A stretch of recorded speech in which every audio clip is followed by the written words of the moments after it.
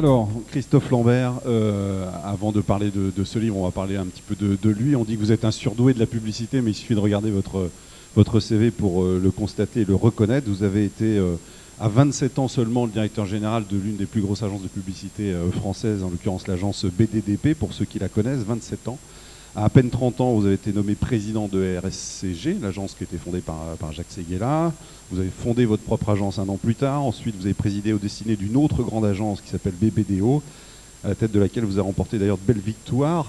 France Télécom, Total, Pepsi, Koukaï, EDF, tout ça, ce sont des clients qui sont venus lorsque vous étiez donc le directeur de BBDO. Et puis aujourd'hui, vous êtes donc le président de Publicis Conseil France, nommé donc à ce poste par Maurice Lévy lui-même. Mon patron. Votre patron.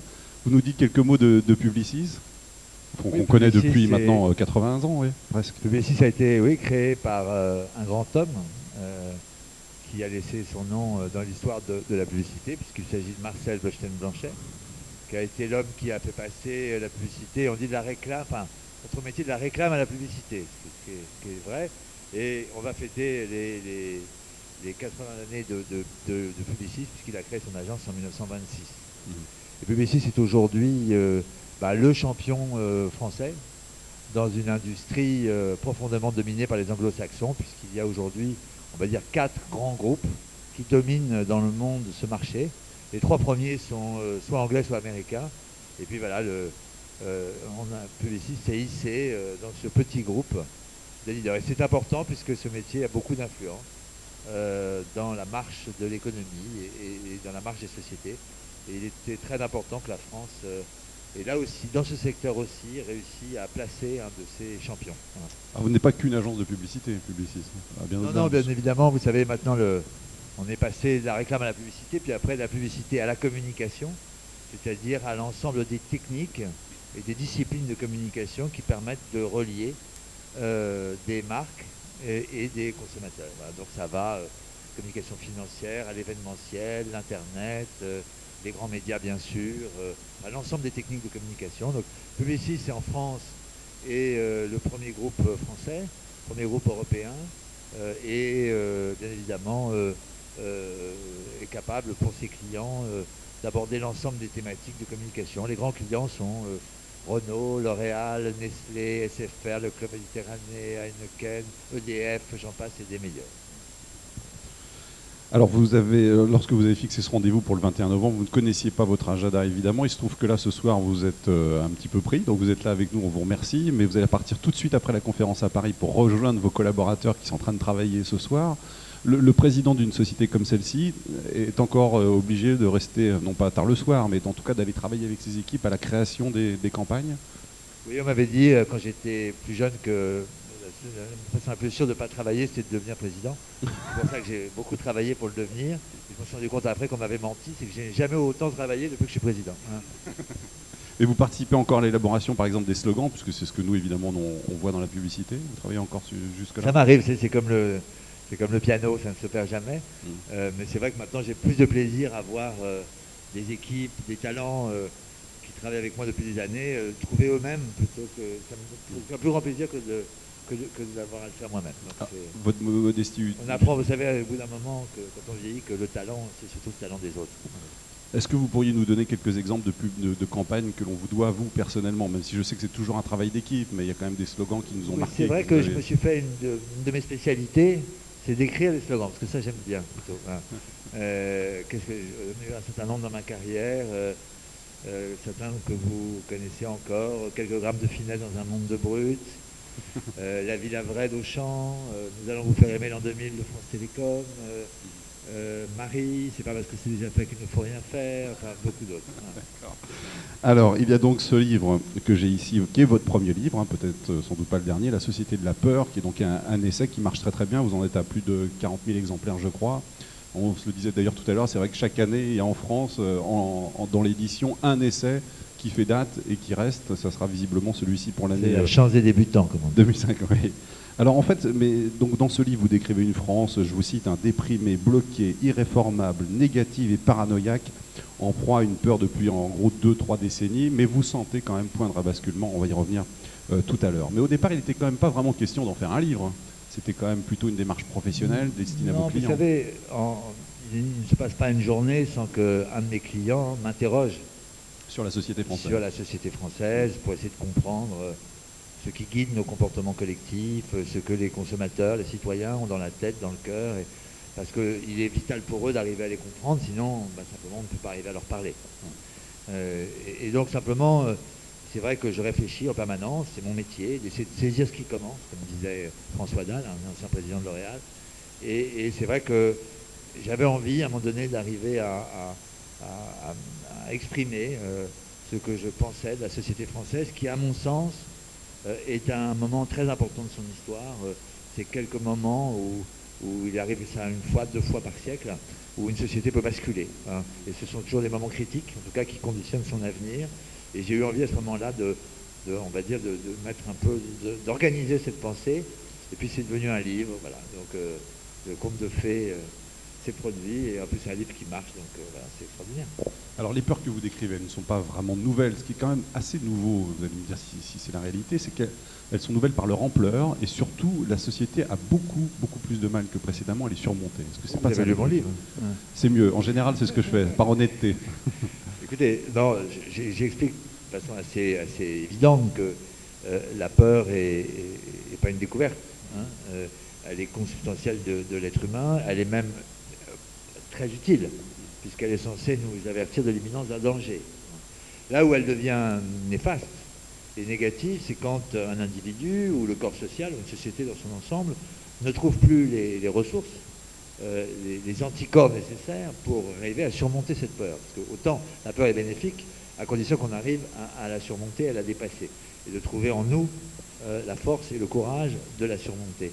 Or, il se trouve que ce qui caractérise en tout cas la société française, c'est notre incapacité aujourd'hui à faire face à nos peurs et à les dominer et à les vaincre.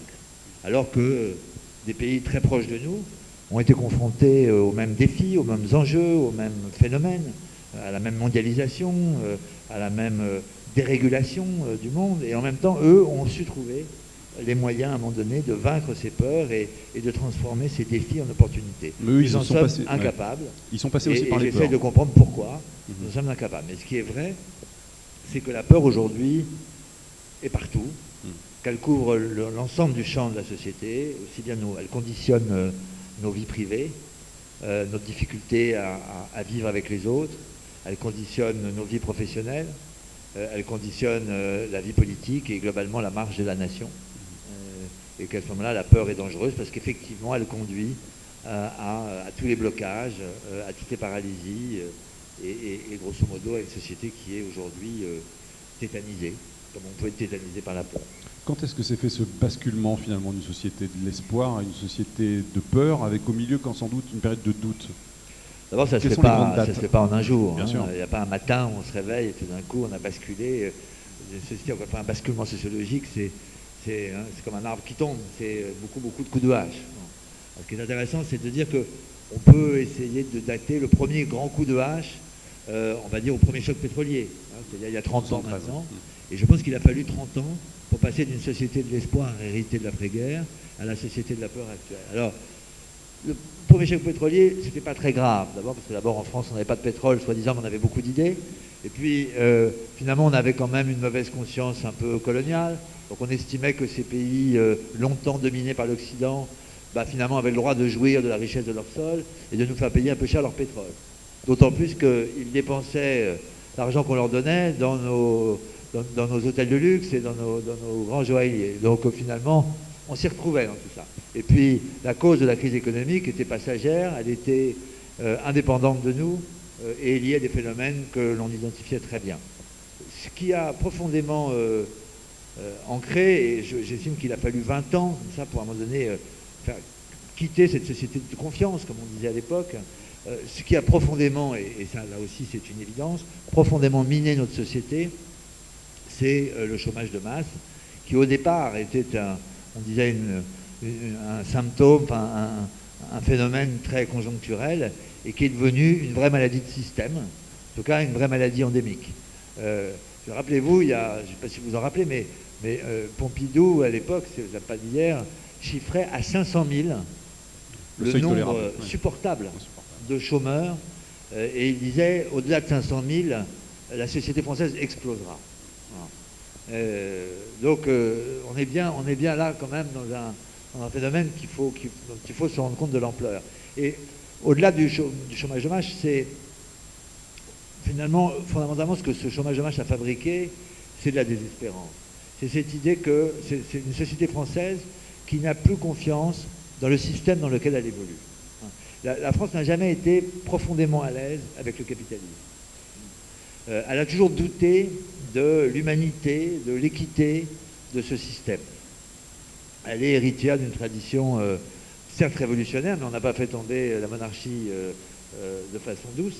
Et elle a, d'après-guerre en tout cas, cherché, avec une alliance historique entre les gaullistes et les communistes, à créer un système qui était une sorte de troisième voie, hein, qu'on a appelé l'économie sociale de marché, qui est en réalité un modèle assez bizarre, assez unique en tout cas au monde, qui consiste à essayer qui consistait, j'ai tendance à le dire, puisque ce système est aujourd'hui, on va en reparler, mais très mis à mal, qui consistait à faire cohabiter l'économie de marché, la liberté d'entreprise et l'interventionnisme de l'État, un État centralisateur et dirigiste qui veillait, en tout cas, à ce que l'intérêt général soit en permanence respecté, ne soit pas sacrifié aux intérêts du marché.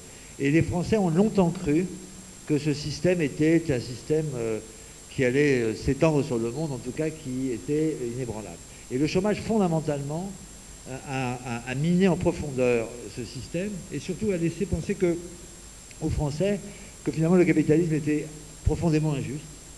On a du mal à vivre dans un système si on n'en accepte pas les règles. Et parce que finalement, ce système capitaliste se justifiait aux yeux des Français uniquement par sa capacité à redistribuer par le salaire et par la protection sociale la richesse qui était créée par les lois du marché. Or, on s'est rendu compte à la fin des années 80, on ne s'en rappelle pas, mais fin des années 80, on a vécu une brève période de très forte croissance économique. Oui, 3%. Hein, on était à plus de 3%. Et à un moment donné, cette croissance qu'on attendait comme le Messie, et qui devait à un moment donné régler le problème du chômage en France, n'a pas créé d'emploi. Et on s'est rendu compte que si la croissance économique, si la richesse qui était produite par le marché ne créait plus d'emplois, c'est toute la logique de redistribution de la richesse qui était mise à mal. Et là, on s'est mis profondément à douter de notre système, à perdre confiance dans notre système et du coup à basculer dans une société profondément de doute et d'angoisse, société de la peur. Et c'est important parce que pendant longtemps dans notre société, à la fois le travail redistribuait la richesse et l'État-providence, encore une fois, qui cohabitait avec l'économie libérale, l'État-providence, lui, en distribuant de la protection sociale, finalement remplaçait le patrimoine. Et ces deux leviers qui fondaient l'économie française, enfin la société française, ont été au fil du temps totalement ébranlés par un certain nombre de facteurs, dont le chômage, effectivement. Ce que vous dites, c'est que finalement, plus on demande de protection pour se rassurer, donc plus on se sent protégé, mais en même temps, on ne peut plus réagir à ce qui se passe autour de soi. Alors là, ça a été finalement le cercle infernal qui a fait basculer cette société dans une société de l'angoisse. C'est que finalement, cette société qui s'est mise à douter d'elle-même, qui s'est mise à douter dans son modèle, qui, à un moment donné, a demandé en permanence de la protection à l'État, aux politiques, et n'ont élu depuis 30 ans que ceux qui cherchaient à les rassurer et à rembourrer l'édredon social. Or, il y a eu un effet pervers à cela, c'est que plus on demandait de protection, plus on nous en donnait, parce que la politique, il fallait qu'il se fasse élire, donc je faisais lire sur ce qui leur apportait des voix. Mais cette protection, ce surcroît de protection, en réalité, produisait un surcroît de faiblesse. Et la société française est de plus en plus protégée, de mieux en mieux protégée, était de plus en plus faible, et cette faiblesse appelait en retour une demande de protection supplémentaire. Donc on n'arrive pas, depuis 30 ans, à se sortir de ce cercle vicieux-là. Et aujourd'hui, il se trouve qu'il n'y a pas un risque en France qui ne soit pas couvert, soit par l'État, soit par des systèmes d'assurance, et pourtant, on a le sentiment d'être perpétuellement menacé. On a le système d'indemnisation de chômage le plus favorable, le plus développé d'Europe, et pourtant, on est le pays qui, grosso modo, craint le plus la perte d'emploi. Et le RMI, c'est des exemples, et il y en a beaucoup d'autres, et en réalité, on se rend bien compte que la protection sociale n'est pas le remède à l'angoisse et à la peur du pays. Alors vous parlez évidemment du libéralisme dans votre livre, mais vous dites qu'il était finalement trop diabolisé par les politiques et par d'autres encore. C'est vrai que les Français aujourd'hui, dès qu'ils entendent ce mot, se hérissent totalement. Comment vous expliquez ça? Alors que vous dites, de toute façon, c'est inévitable. J'explique ça par exemple de phénomène. D'abord, comme je le disais tout à l'heure, les Français n'ont jamais, depuis la guerre, accepté pleinement l'économie de marché et le capitalisme, premièrement. Deuxièmement, la mondialisation est un phénomène réel, d'ailleurs dont on commence seulement maintenant d'ailleurs à comprendre l'ampleur. C'était avant assez théorique, maintenant ça devient très concret pour la plupart des Français. Et cette mondialisation a touché un pays qui est culturellement un pays protectionniste. La France, dans son histoire, est un pays fermé, est un pays qui a réalisé très tôt son unité, est un pays qui n'a pas eu besoin de s'ouvrir, c'est un pays qui a été quasiment autarcique depuis toujours, et qui a toujours vécu de façon extrêmement angoissée l'ouverture vers le monde extérieur.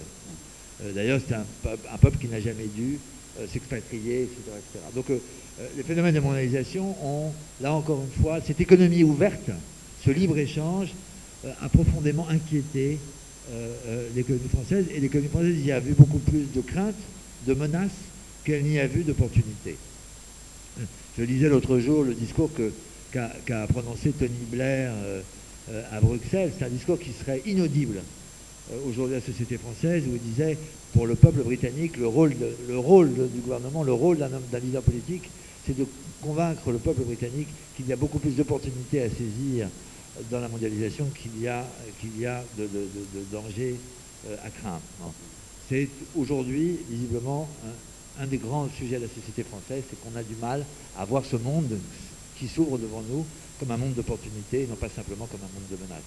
Ça, c'est la deuxième raison. Et la troisième raison, elle est malheureusement à mettre au passif des hommes politiques qui n'ont cessé de crier avec les loups et de diaboliser ce système libéral. Alors, ce système libéral, il est extrêmement dangereux.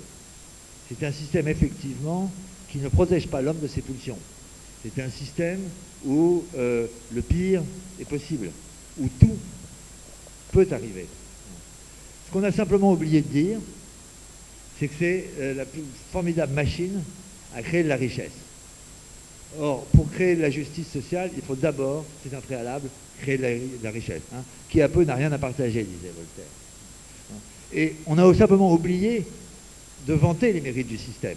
On l'a simplement diabolisé d'élection en élection, de discours en discours. Alors c'est sûr que c'est une machine très efficace, mais c'est une machine difficile, c'est une machine dangereuse quand elle est mal contrôlée. Donc il faut mieux discuter de la compétence du mécanicien que de la qualité de la machine. Vous parlez des politiques justement, que c'est vrai, le sénateur Clash le rappelait, vous vous égratigniez énormément, vous la situez où? C'est-à-dire vous dites que finalement à chaque élection, les politiques ont presque surfé sur les peurs des Français, c'est ça en fait. Et vous dites d'ailleurs que Chirac en 95, c'est le meilleur exemple. Pourquoi? C'est un fait, même si ça ne fait pas forcément plaisir au président et à son entourage politique. Il se trouve que 95 est une vraie élection charnière, puisque c'est quand même la première fois en France que lors de l'élection majeure, celle qui conditionne en réalité la vie politique de ce pays, un candidat s'est fait élire exclusivement en mettant des mots, MOTS, sur les mots de la société, MAUX, et en spéculant exclusivement sur les peurs, et en tirant profit. La fracture sociale. La fracture sociale, c'est la première fois que, finalement, c'est ce qu'on a retenu de cette élection. Vous savez, il faut toujours faire confiance en la mémoire naturelle. C'est celle qui, à un moment donné, est la plus éloquente. Et la fracture sociale, ce n'est jamais rien d'autre que de la spéculation. Ce n'est jamais rien d'autre qu'une certaine forme de démagogie politique qui consiste simplement à diagnostiquer les peurs des Français et ne pas chercher simplement à leur proposer des solutions et des remèdes. Et c'est vrai que la France, à ce moment-là, s'est livrée à celui qui avait le mieux diagnostiqué le mal qui l'arrangeait, en espérant que celui qui avait le bon diagnostic aurait forcément le bon remède. Mais je pense, en tout cas ce n'est pas l'idée que je me fais, de la démocratie et de la classe politique. Et vous dites qu'ailleurs, à l'avenir, il va falloir tracer une nouvelle frontière entre, je vous cite, le rôle que les élus se donnent et celui que les électeurs leur assignent. Qu'est-ce que vous entendez par là? C'est-à-dire qu'il faut un nouveau contrat entre les électeurs et les élus? Oui, je pense qu'il faut un nouveau contrat. Je pense que le contrat, de toute façon, sera exigé et que l'élection de 2007, on verra, ne ressemblera pas aux élections de 2002 et aux élections de 95. Parce que je pense que la société aujourd'hui est en quête de solutions, est en quête de réponses, est en quête à un moment donné... Plus que de diagnostic. Plus que de diagnostic. Et qu'à un moment donné, on s'en est bien rendu compte qu'à un moment donné, simplement, on ne pouvait pas en permanence spéculer sur les angoisses du pays, sur les problèmes du pays, et qu'il était temps maintenant d'essayer de débaucher des solutions et de s'engager surtout dans une logique de résultat. Vous parliez d'Angleterre tout à l'heure et de Tony Blair. Donc, on l'a compris, là, en France, la première peur, c'est le chômage. Comment est-ce que le chômage est perçu en Angleterre? Vous citez un chiffre incroyable, il y a 10% des Anglais que le chômage inquiète seulement. Si vous faites un meeting politique en Angleterre, dans une salle remplie comme celle-là, et vous parlez du chômage, vous la videz. Parce qu'en Angleterre, on considère que le chômage, tel qu'on le considère ici, c'est-à-dire l'exclusion qu'elle provoque, que la perte d'emploi provoque, est un non-sujet de société. Il y a d'autres sujets de société en Angleterre. Bien évidemment, le système n'est pas parfait et il y a un certain nombre d'injustices qui sont toujours à combattre. Mais en tout cas, le problème de la perte d'emploi, avec ce que ça...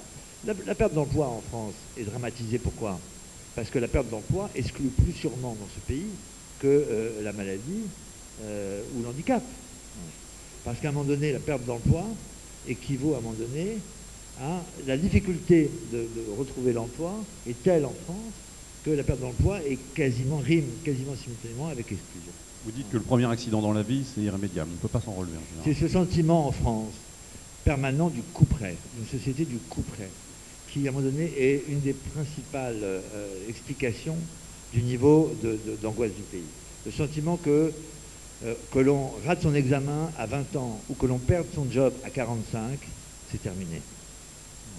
Il n'y a pas de deuxième chance.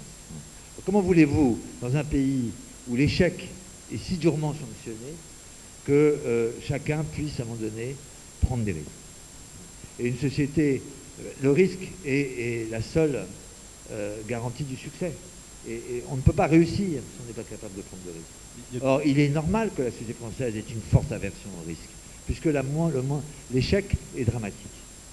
Donc c'est vrai que l'Angleterre a une politique très différente de la nôtre, c'est-à-dire qu'ils ont assez peu protégé celui qui avait un emploi, par contre en axant leur politique pour aider celui qui l'avait perdu à en retrouver un. Et on sait très bien qu'en France, le droit du travail est fait de telle façon qu'il est très difficile pour une entreprise, il est très difficile et très cher, très coûteux, à un moment donné, de supprimer un emploi. Du coup, il y a des réticences à l'embauche qui sont considérables. Et ça, à tous les niveaux de l'économie. Et c'est vrai qu'on a fait de mauvais paris. Là, encore une fois, la protection n'a pas été la bonne réponse.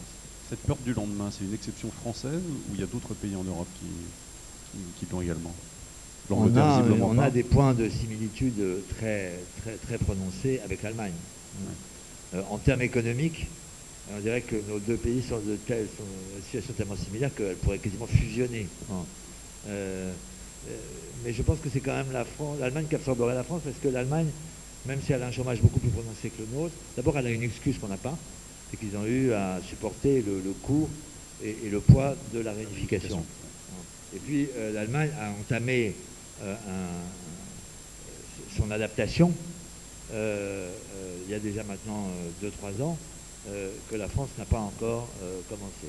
Et c'est vrai que ce qui caractérise fondamentalement la situation de la France et de l'Allemagne par rapport à ses voisins, c'est le retard que nous avons pris à adapter notre pays à la nouvelle donne, qu'elle soit politique ou économique mondiale. Et au moment où un certain nombre de nos voisins faisaient cet effort d'adaptation, parce qu'il s'agit bien d'un effort d'adaptation, il s'agit de changer ce qui fonctionnait préalablement. Il s'agit à un moment donné de muter vers de nouveaux modèles, de nouveaux systèmes. Bien évidemment que c'est difficile, bien évidemment que c'est douloureux. On sait ce qu'on perd, hein, comme dit la morale populaire, on ne sait jamais ce qu'on retrouve. Mais d'autres pays l'ont fait, et l'ont fait avant nous. Et à un moment donné, vous savez, c'est à mon avis, plus on a des langues, plus c'est facile.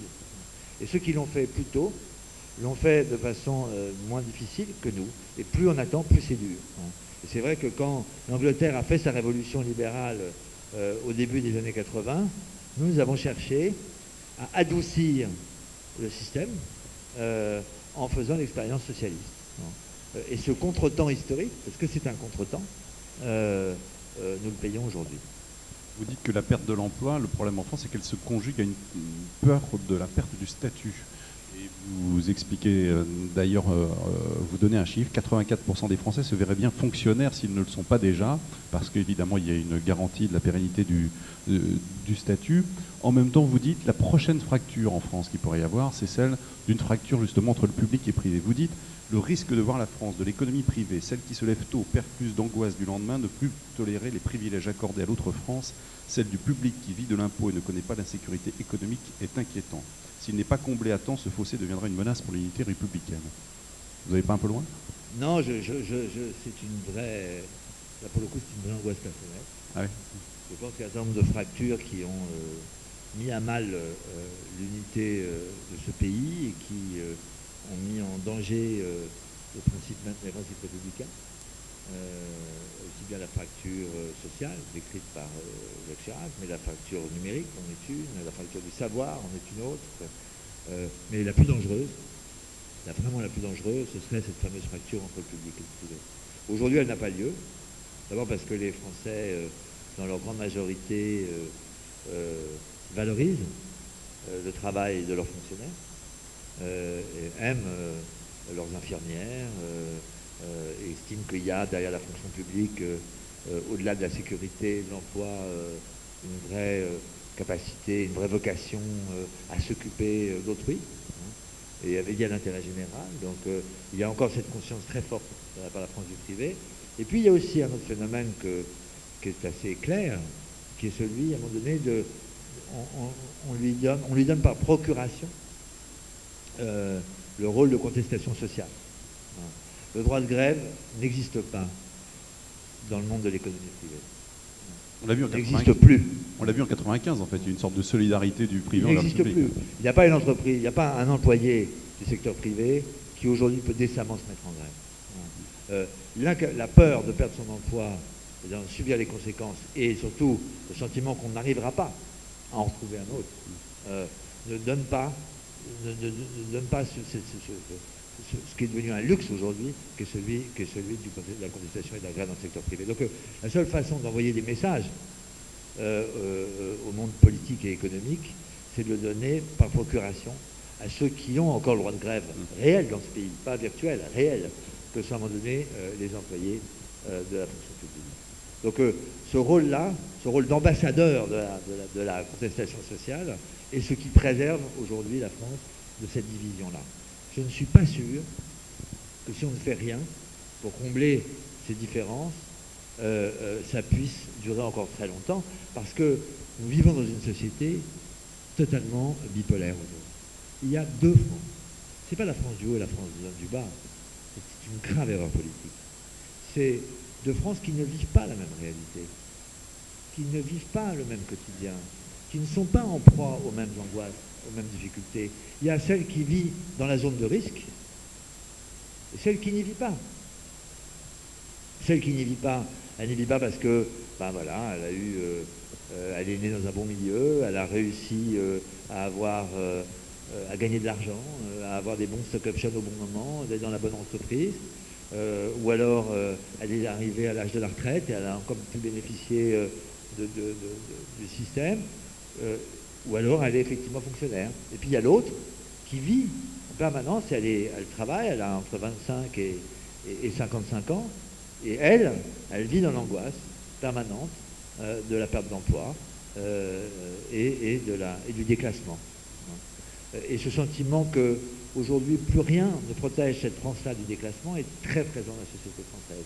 Avant, quand vous étiez déclassé, c'est-à-dire à un moment donné, quand vous passiez de l'autre rive, la rive de la précarité, c'est que soit vous étiez profondément inadapté, soit vous aviez un accident de la vie, un handicap, un accident corporel, etc. Aujourd'hui, c'est plus le cas.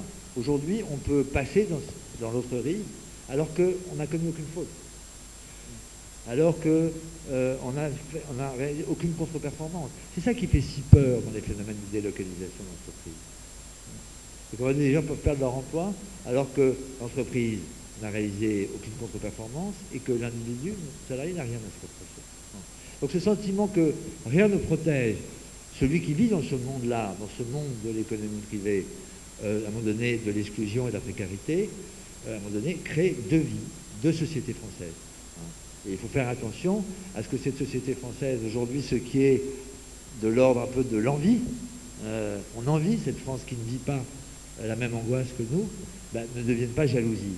Puisqu'à un moment donné, on se rendra bien compte qu'on ne réglera les problèmes durablement de ce pays en diminuant la pression, la charge de l'État-providence. On diminuera les pressions et les charges qui pèsent sur cette France-là, qui, elle seule, par son travail, supporte le coût du modèle social français. Et il faudra bien réformer l'État pour permettre à un moment donné d'alléger cette pression-là. Et à ce moment-là, on se rendra compte que la France du public, qui représente au moins la moitié de l'électorat, pour le coup, peut bloquer à un moment donné les réformes du pays. Et là, il ne faudrait pas que l'une des France en veuille à l'autre.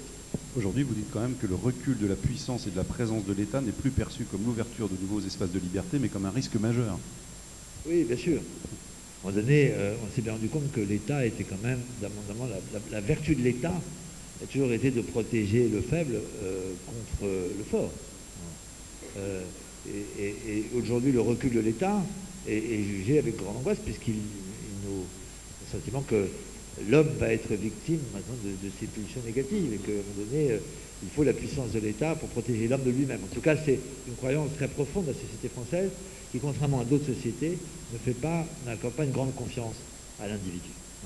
Et autant quand l'État était très fort et très puissant, on réclamait plus d'individualité, plus de liberté, c'était la grande époque libertaire, et quand le libertaire est devenu libéralisme, là tout d'un coup on a commencé à s'inquiéter un peu. Est-ce que vous mettez le non-référendum sur la Constitution européenne sur le dos de cette société de la peur? Parce que comme dans le débat, majoritairement les gens ont reconnu quand même un certain nombre d'avantages de la construction européenne. Quand on voit que les agriculteurs, par exemple, qui bénéficient majoritairement, qui vivent principalement des aides, votent non majoritairement sur ce traité, sur cette constitution, on a du mal à comprendre en fait la réaction du public. Alors qu'on a senti un moment, vous le dites d'ailleurs dans le livre, il y a eu un basculement pour le oui pendant quelques semaines, et puis d'un seul coup on est revenu au non. Qu'est-ce qui s'est passé? Ouais, il se trouve que j'ai été amené à vraiment suivre cette campagne référendaire d'extrêmement près. Donc c'est vrai que j'ai pu analyser quasiment au jour le jour l'évolution des sondages et surtout les raisons, à travers un certain nombre de questions posées, de ces changements.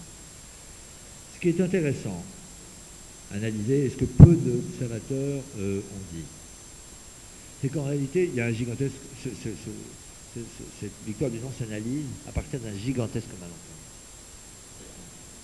malentendu. Contrairement à ce qu'on pense, le non a été le nom du changement. Le non a traduit une volonté de changement, et non pas une peur du changement. Parce que depuis le départ, et ça a été le talent des partisans du non, ils ont présenté le non à la Constitution comme étant un non de changement. Si vous voulez que ça change, leur disait-il, si vous voulez envoyer un message à ceux qui nous dirigent depuis 30 ans, dites-leur non. Et à un moment donné de la campagne, à peu près à 3 semaines, un mois du vote,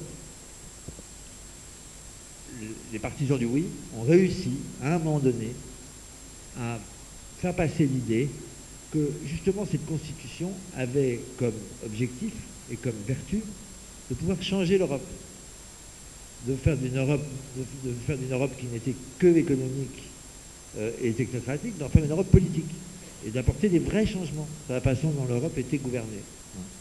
Ça a duré une semaine, et quand le changement est passé du camp du oui, le oui est redevenu majoritaire dans les sondages. Et puis il y a eu un certain nombre de catastrophes en chaîne du lundi de Pentecôte, en passant par la bourde de Delors, et puis le fameux plan B, etc., etc., etc., qui fait qu'à un moment donné, grosso modo, ça a rebasculé dans le nom. Et puis fondamentalement, ce que je crois, c'est que les partisans du oui, fondamentalement, n'incarnaient pas le changement. C'est-à-dire que si, à la limite, la Constitution pouvait porter cette idée de changement, on ne peut pas demander à Bruxelles, au commissaire européen, à Valéry Giscard d'Estaing, quel que soit ce qu'on peut penser de lui, à l'époque à Jacques Chirac, hein, de porter l'idée de changement. Donc il y avait une vraie contradiction, et il suffisait de voir la fête, la liesse, qui se produisait lors des meetings du non, pour se rendre compte qu'il y avait derrière ce non, malgré tout, une envie à un moment donné que les choses bougent, voilà, de bousculer le système. Qui est peut-être un bon signe justement du basculement qui est en cours, on y reviendra tout à l'heure. Vous mettez en cause aussi dans ce livre la société médiatique, dont vous dites que c'est le principal pilier de la société de la peur, et en particulier la télévision qui, selon vous, a joué un rôle d'accélérateur en mélangeant les genres, c'est-à-dire la réalité, la fiction, et puis en jouant beaucoup sur l'émotion et la scénarisation. Est-ce que le point d'orgue d'ailleurs n'a pas été atteint en 2002, pendant la campagne présidentielle? On a vu comment la télévision a mis en scène finalement l'insécurité. Oui, je crois que on a promis beaucoup. Hein. On a parlé de société de l'information. C'est vrai que l'accès et la diffusion d'informations n'a jamais été aussi important qu'aujourd'hui. Et cette promesse d'information, c'était une promesse de donner à chacun les clés de compréhension du monde pour justement permettre de vaincre ses peurs et ses angoisses. Or, il se trouve que cette information est devenue émotion. Et qu'autant l'information, quand elle est partiale, quand elle est factuelle, rassure, autant l'émotion brouille, fondamentalement. Et ce qui prédomine, notamment à la télévision, et notamment au traitement de l'information, c'est le mélange des genres. C'est que fondamentalement, pour regarder un 20h le soir, c'est une gigantesque mise en scène émotionnelle. Et ce n'est pas, à un moment donné, capacité de relater de façon impartiale et distanciée les faits. Et que chacun assiste ainsi au spectacle du monde et jouit du spectacle du monde. Sauf que le monde n'est pas dans le spectacle. Et qu'à un moment donné, à mettre en scène l'information, à manipuler l'émotion, à brouiller les frontières entre ce qui est de l'ordre du réel, ce qui est de l'ordre de l'imaginaire, ce qui est de l'ordre de l'information, ce qui est de l'ordre de la fiction, à un moment donné, on ne distingue plus le vrai du faux et on est en proie à ces émotions. Effectivement, l'exemple de 2002 est l'exemple le plus frappant, parce que clairement, tous les soirs, à 20h, vous aviez pendant 10 minutes, un quart d'heure, c'est-à-dire la moitié du journal, des faits divers. Des faits divers sur des agressions dont était l'objet, généralement des gens sans défense, des personnes âgées, des enfants, etc.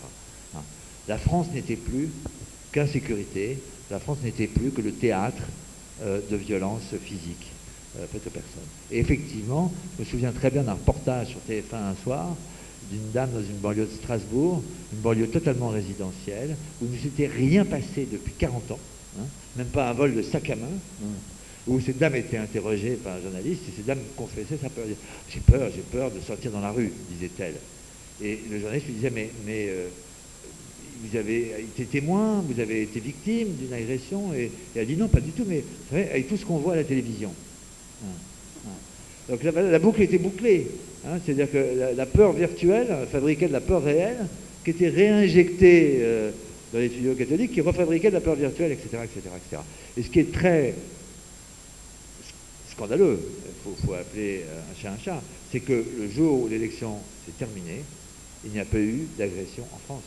En tout cas, d'après les journaux télévisés, il n'y avait plus d'agression en France. Et Le Pen avait été au second tour. Au second tour, sans vouloir polémiquer, vous avez deux candidats qui, à leur façon et à des degrés divers, avaient spéculé sur les peurs des Français. Chacun sa façon de vivre. Alors, évidemment, on n'attendait pas un autre discours de vous, mais vous dites finalement, le seul genre à la télévision qui est honnête avec nous, Français téléspectateurs, c'est la publicité. La publicité est trop grasse à mes yeux. Parce qu'au moins, au moins, elle ne nous ment jamais. Quand on la regarde, on sait ce qu'on regarde. Oui, c'est la suite. C'est marrant parce que ça réagit. Parce que tout le monde est d'accord. C'est la suite de ce qu'on vient de dire. Ouais. C'est-à-dire que s'il y a bien un genre qui est défini, hein, qui ne dupe personne, c'est la publicité. Il y a une phrase effectivement d'un sociologue qui s'appelle Bourdieu qui est extraordinaire, qui dit « La publicité ne ment pas parce qu'elle dit qu'elle ment. C'est pas de la dialectique. Vous avez même à la télévision un petit signal sonore, un jingle, qui vous dit attention, ce que vous allez voir maintenant, c'est de la publicité. C'est pas vrai, c'est pas la vraie vie, c'est pas la réalité. C'est une convention, ce qu'on appelle dans notre métier la convention du vraisemblable, pas du vrai. C'est faux et on dit que c'est faux. Alors bien évidemment, comme on raconte des histoires, depuis qu'on est enfant, pour aimer une histoire, on a besoin d'y croire un peu. Mais on n'est pas dupe. On sait que c'est pas vrai. Tout ça et d'ailleurs, dans les histoires qu'on raconte quand on est petit, il y a le même petit jingle de début qui vous avertit que tout ceci n'est pas vrai. C'est « Il était une fois ». Le « Il était une fois » dans la publicité, c'est le petit jingle qui vous prévient que là, vous rentrez dans une convention qui est celle de la publicité. Il fallait faire ça pour un journal télévisé, ça n'arrêterait pas. J'ai garanti que si on mettait un petit jingle dans le journal pour vous faire la part entre le vrai du vraisemblable, l'information de l'émotion, ce serait absolument inaudible. Juste, je fais une parenthèse. Vous avez évidemment lu le dernier sondage de la Sofres sur l'évolution de l'opinion face à la publicité. Pour la première fois depuis plus de 20 ans, la part des publiphiles, c'est-à-dire ceux qui, dans l'étude, se disent favorables à la publicité, est moins importante que celle des publiphobes. 37% des Français se disent favorables à la publicité, pour 43% en 2002, 41% en 83. La part des personnes qui se disent opposées à la pub atteint son plus haut niveau depuis 83. Ça, vous l'attribuez à quoi? Ça vous a pas échappé, évidemment? Non, ça ne m'a pas échappé. D'abord, je pense que les Français n'ont jamais été, contrairement aux Américains, fondamentalement publifient. Pour une raison, c'est qu'encore une fois, la publicité est la partie la plus visible, la plus émergée de l'iceberg du capitalisme. La publicité en est sa première vitrine, première expression. Et a fait de notre monde un monde plutôt marchand, compte tenu de l'étendue de la publicité dans nos vies de tous les jours. Et ce qui a forcé la publicité française, d'ailleurs, à être bonne. Parce qu'elle ne peut marcher, la publicité, que si les gens l'acceptent. Le jour où les gens la refusent, c'est fini. Donc elle a dû se faire accepter dans la population, et pendant des années, elle a fait le pari de l'intelligence, elle a fait le pari de l'élégance, elle s'est donné des règles assez déontologiques, assez éthiques, de respect de la dignité des personnes, etc. Elle a évité les tunnels commerciaux comme vous avez aux États-Unis, du vendeur de voitures pendant une minute vous expliquant les avantages de tel modèle sur tel autre. Elle vous a évité le marketing direct à la télévision. Elle s'est donné des règles pour essayer de faire accepter le genre publicitaire au public. Mais fondamentalement, il y a toujours eu une réticence. Il se trouve, déjà pour des raisons qui seraient peut-être un petit peu longues à développer, c'est qu'elle est de moins bonne qualité aujourd'hui qu'elle ne l'était il y a encore quelques années. Et en plus, avec un consommateur qui est devenu de plus en plus expert en publicité. Donc il repère de plus en plus facilement la bonne de la mauvaise. Et comme la part de la mauvaise est de plus en plus importante, tout d'un coup, la part de ceux qui ne m'aiment pas est de plus en plus importante. Mais moi, je les comprends. Parce qu'autant la bonne publicité est formidable, elle rend notre société de consommation vivable, autant la mauvaise est insupportable. Et à quoi vous attribuez cette baisse de la qualité? C'est un peu de votre faute, alors, finalement. Oui, je pense qu'il y a peut-être des gens de moins de talent, mais je ne crois pas que ce soit vraiment le fondament, la raison principale. La raison principale, c'est que nos clients vivent aussi dans la société de la peur. Eux aussi ont peur en permanence de perdre leur job. Ils veulent prendre moins de risques. Donc prendre moins de risques. Vous savez, la publicité qui prend moins de risques, c'est de la moins bonne publicité. Parce que les idées fortes, elles apparaissent toujours un peu plus risquées que les idées un peu banales et quotidiennes. Le sondage, il y a quand même un chiffre intéressant dans ce sondage qui dit que plus de 9 Français sur 10 jugent que la publicité exerce une grande influence sur la façon de vivre des gens. C'est une réalité. Est-ce que vous pensez, vous le dites un peu dans le livre, que les marques finalement, et la publicité en général, peut rétablir la confiance dans la société française? En tout cas, je pense que les marques font partie des élites. Dans le sens où elles ont une responsabilité sociétale. D'abord, elles ont une société parce qu'on leur accorde un temps de parole important. Donc on leur donne le droit d'avoir une part de notre cerveau, comme dirait M. Lelay. Et c'est la vérité. Et que ce droit-là, il nécessite un certain nombre de devoirs. Et que la publicité est influente. La publicité est là pour donner des repères collectifs. on se repère tous par rapport à la communauté à laquelle on appartient à travers les signes que cette communauté émet. Et la publicité conditionne un peu les valeurs d'une société par rapport aux valeurs qu'elle-même promeut. Il n'y a pas d'idéologie neutre, il y a que de l'idéologie influente. Et la publicité est idéologique, puisque de plus en plus, elle vend des idées plutôt que des produits. Et je pense qu'il y a un certain nombre de marques qui, lorsqu'elles sont responsables, ont plutôt tendance à dépeindre le bon côté de la société, ont plutôt tendance à donner une bonne vision du monde et de l'humanité, et celle qui est cynique, celle qui, à un moment donné, elle aussi exploite les peurs des gens, ne fait pas acte de responsabilité.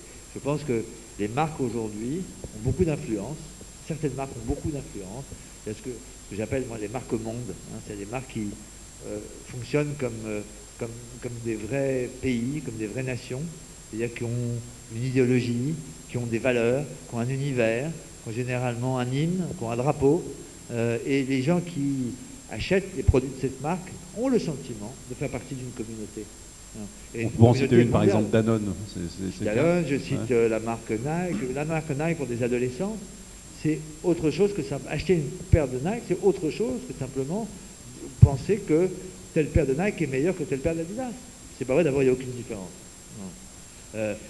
C'est autre chose, c'est appartenir à une communauté culturelle à travers le monde, faire sien les valeurs défendues par cette marque, penser que le dépassement de soi est une valeur dans la vie, croire aux valeurs de sport comme étant une philosophie de vie, et ce petit emblème là, cette petite virgule de Nike qu'on retrouve partout, a une vraie valeur de signe, de ralliement d'une jeunesse à travers le monde. Donc c'est pas neutre tout ça.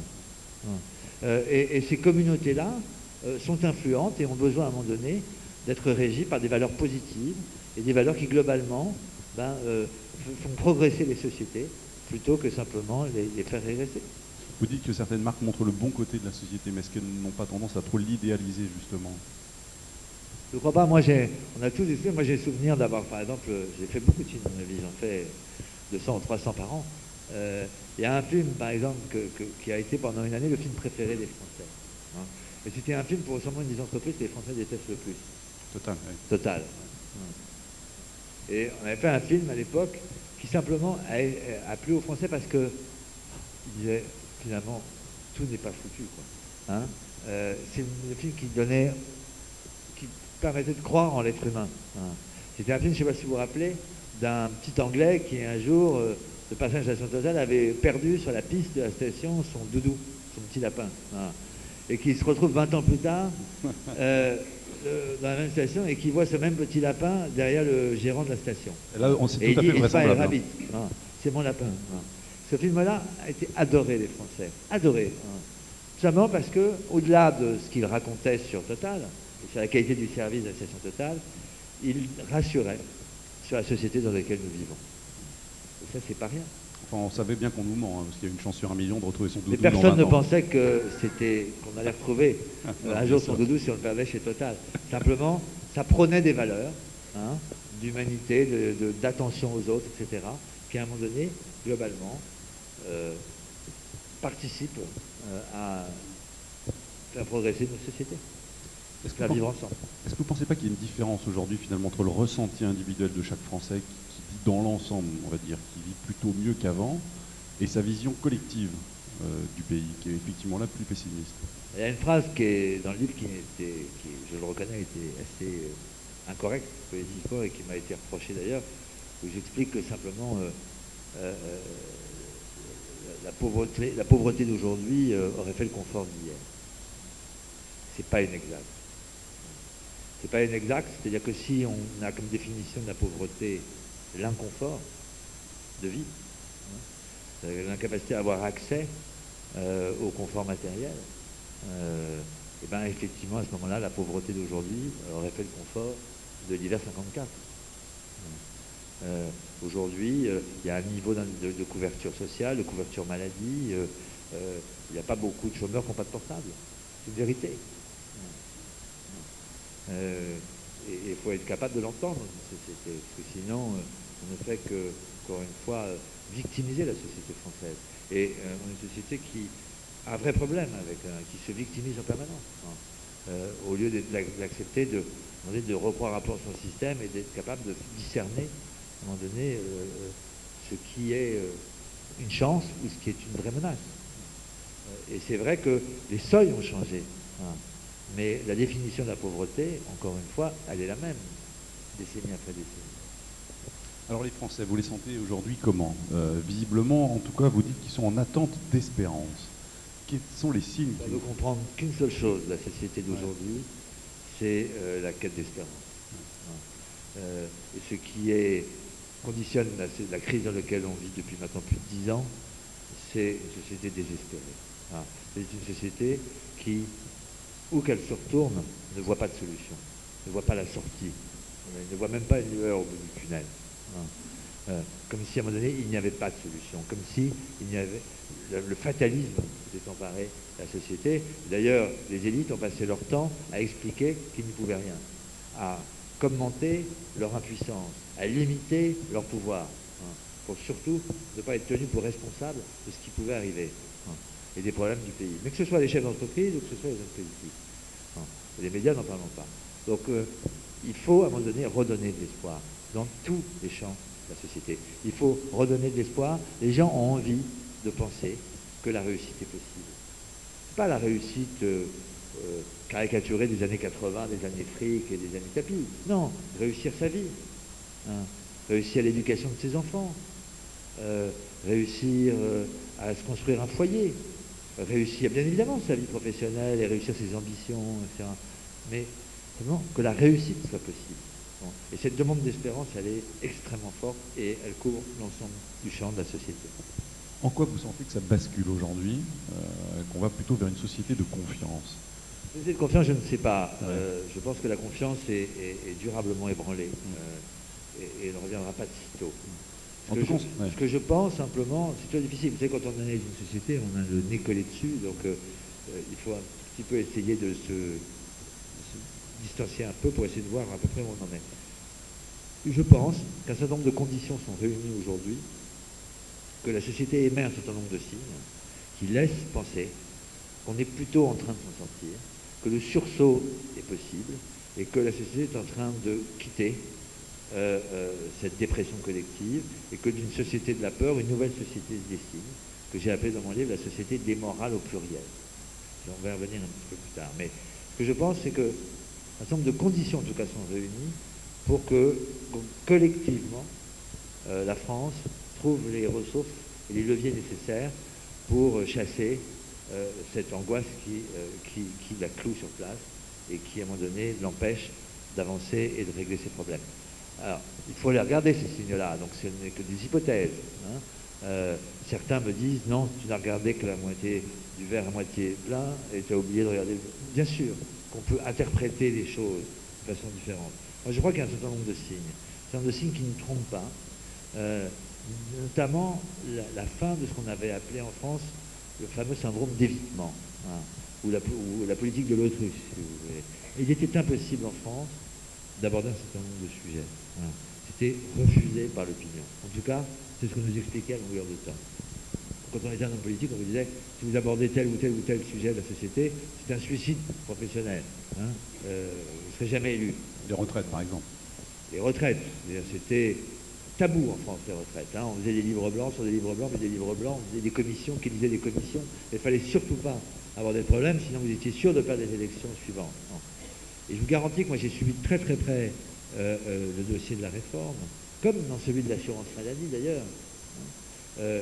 Les hommes politiques ont eu peur de ça. Les Français étaient prêts à aller beaucoup plus loin que ce que la réforme a fait. Ils étaient prêts à beaucoup plus de sacrifices, à accepter beaucoup plus de choses que ce que finalement on leur a demandé, parce qu'ils étaient lucides. Et que cette nouvelle lucidité face à la réalité de nos problèmes. Vous savez, quand on voit les crises de banlieue aujourd'hui, voilà, c'est tout, il n'y a plus de débat. Donc, il n'y a plus de modèle d'intégration en France.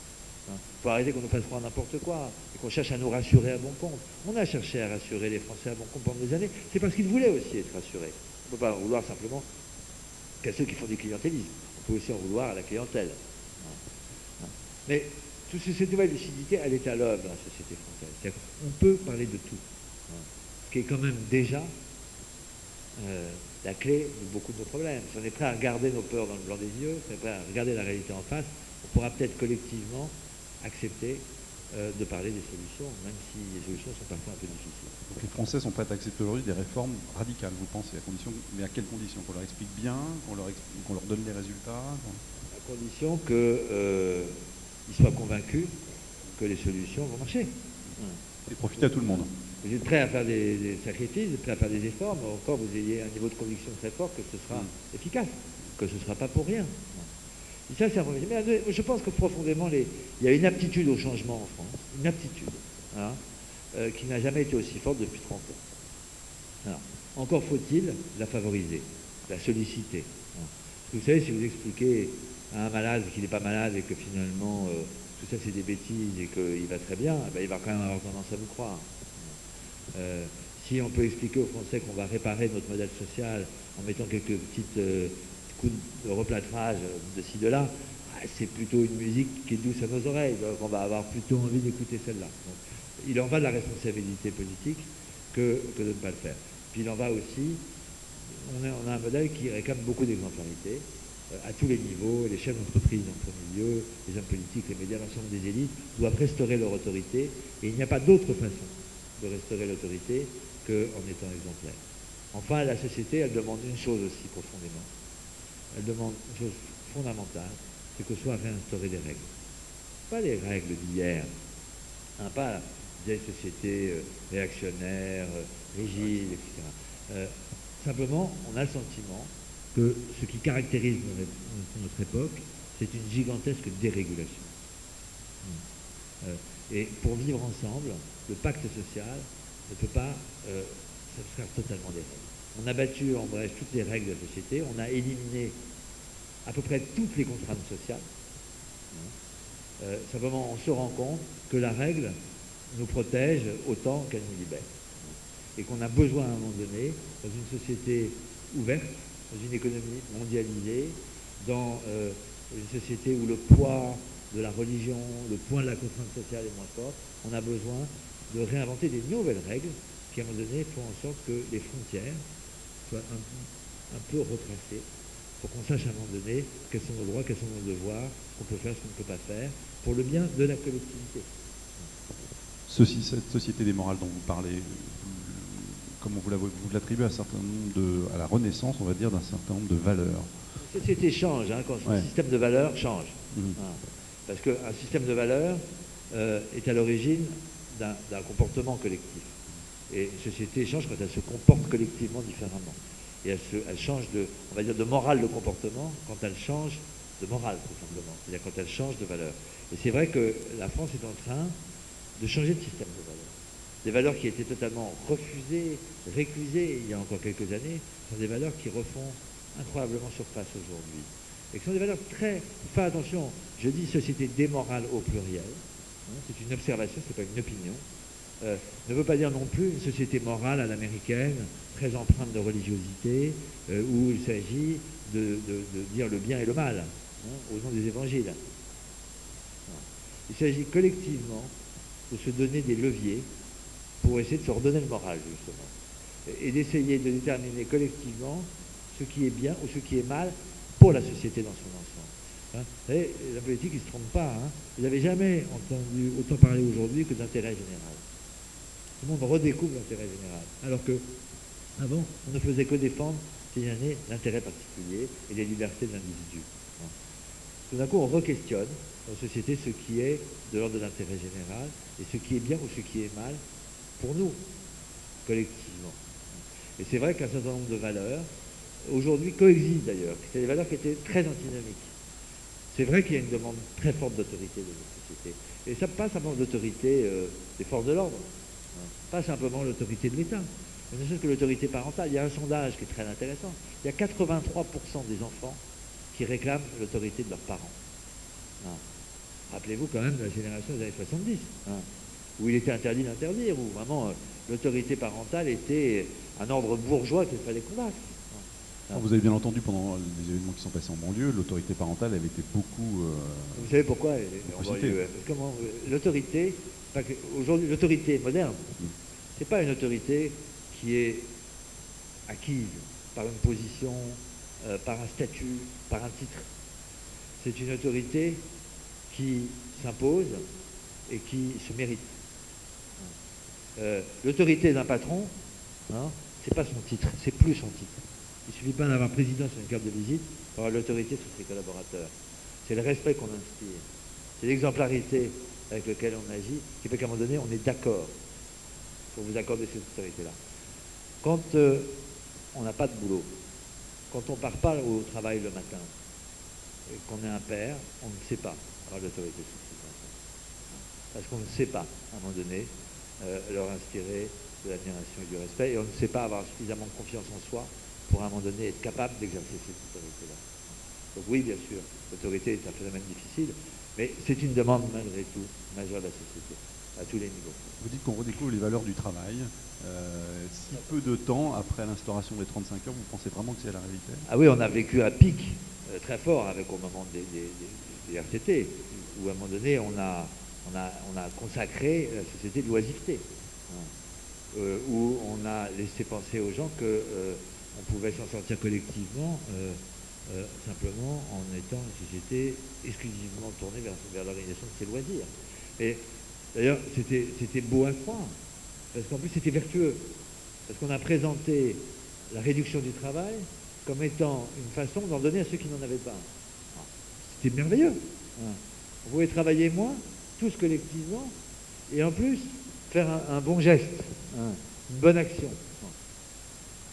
Tout le monde se rend compte aujourd'hui, et là vous voyez étude après étude, sondage après sondage, que l'idée selon laquelle on ne s'en sortira qu'en travaillant tous plus est aujourd'hui totalement admise dans la société.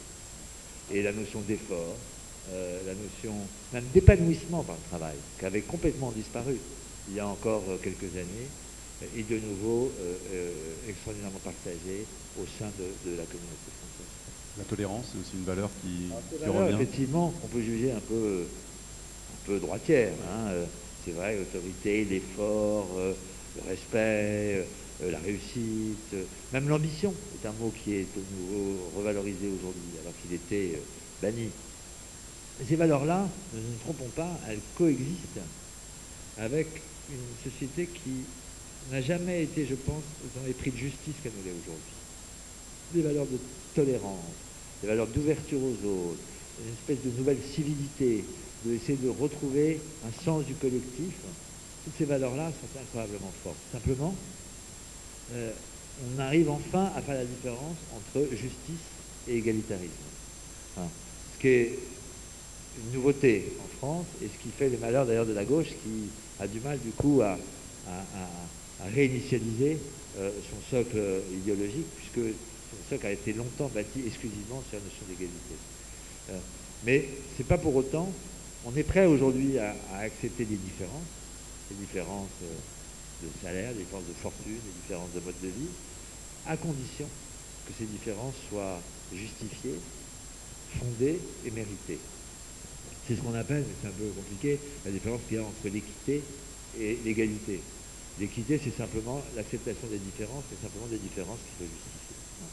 Par contre, cette demande d'équité, cette demande de justice, cette aspiration à un moment donné à essayer de retrouver un rapport à l'autre qui est pacifié, que ce soit vrai dans le domaine de la vie privée, regarder l'évolution des divorces, la façon dont les choses se passent, c'est incroyablement développé dans la société française aussi. Donc on aurait tort de croire qu'on est une société qui est devenue une société dure, n'appelant qu'à l'effort, à l'autorité, à la règle. Comment avez-vous observé la réaction des Français face à ce qui s'est passé dans les banlieues récemment? Est-ce que si on commence à sortir d'une société de la peur, des événements comme cela ne risquent pas de nous y replonger? C'est des événements qui sont dramatiques et qui ont une vertu.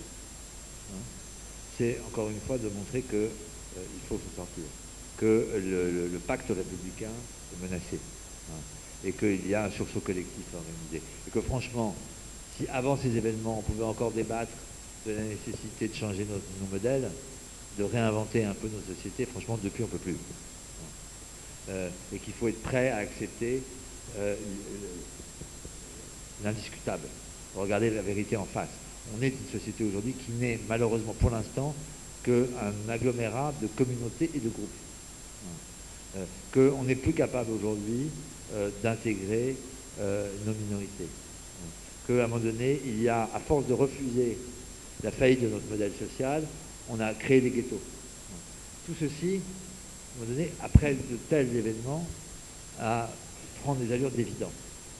Et donne à un moment donné à chacun l'ampleur du changement et des modifications qu'il faut apporter à notre système, et notamment notre système social. C'est la vertu. Ce qui ne détruit pas nous renforce, et je pense que ce genre de crise nous renforceront à terme, puisqu'encore une fois, nous montrerons l'ampleur du danger et l'ampleur des maux qui rongent notre société. Oui, parade des peurs de Christophe Lambert, laquelle occupe la première place? C'est d'avoir peur. Merci. Est-ce que vous avez des questions pour Christophe Lambert?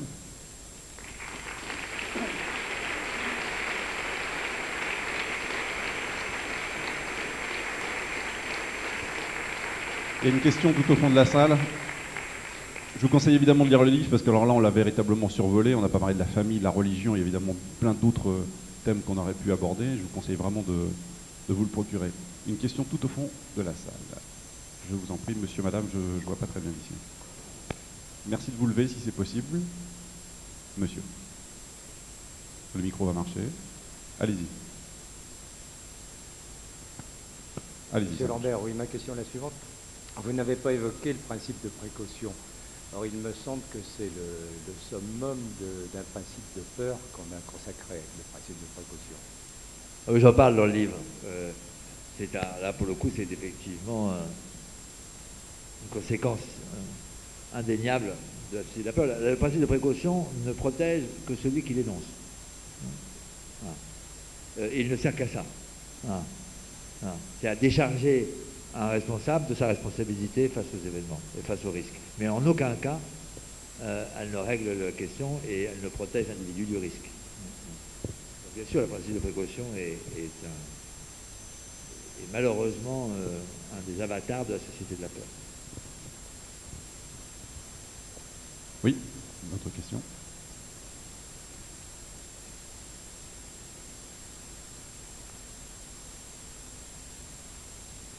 Bonsoir. Vous avez dressé un tableau un petit peu sombre.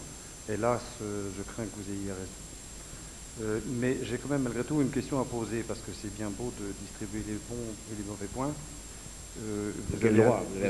Vous avez un discours politique au sens étymologique du terme. Avez-vous des ambitions politiques? Absolument aucune. Dieu m'en garde.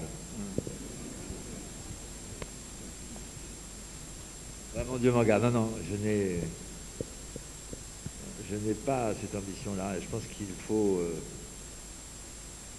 avoir vraiment ça en soi. Moi, je suis partie de ceux qui pensent que la politique est une belle et noble vocation, et de temps en temps un peu dévoyée, mais qui demeure une vraie belle et noble vocation, et qu'il faut avoir en soi pour pouvoir accepter et supporter la vie d'un politique qui est une vie épouvantable. Donc, n'ayant pas cette vocation, je ne suis pas prêt à la supporter. Vous dites à la fin du livre, c'est l'avant-dernière page, celui qui prétendra demain guider la société devra être un chef moral avant d'être un chef de clan ou un chef de guerre. Son efficacité ne se jugera pas exclusivement sur de simples résultats, mais sur la morale de son action et l'exemplarité de son comportement. De lui, on attendra de la fermeté. On ne peut l'accepter que si elle s'accompagne de justice. C'est le portrait d'un de vos amis que vous dressez? Non, je suis très sincère en disant ça. Je suis sincère et je ne fais pas état de mon opinion personnelle. Je pense que c'est exactement le portrait robot du futur président de la République. Il se trouve... Quel qu'il soit. Quel qu'il soit. Il se trouve qu'à mon avis, et c'est pas moi qui le dis simplement, c'est aussi les sondages d'opinion, que celui qui correspond le mieux aujourd'hui, pas forcément totalement, mais le mieux aujourd'hui à ce portrait robot est effectivement un de mes amis.